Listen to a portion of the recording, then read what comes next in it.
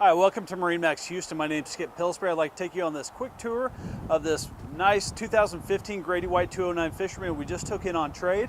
It's powered by a single Yamaha 200 4-stroke. This boat does have a raw water washdown on board. We've got a Livewell located here on the backside of the leaning post.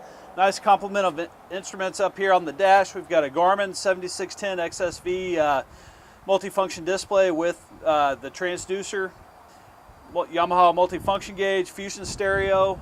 We've got an Icon VHF radio in the top of this custom hardtop T-top with speakers, courtesy lights.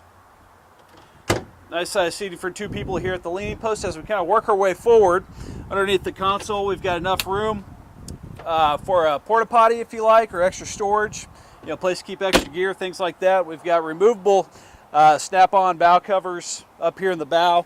And then we've got a cooler located on either side of the bow area as well. All these compartments on this boat do drain directly overboard, so it makes it really nice and easy for quick and cleanup. This boat only has 70 hours on it, so it's a great opportunity to take advantage of a slightly used 209 Grady-White Fisherman. Thanks again.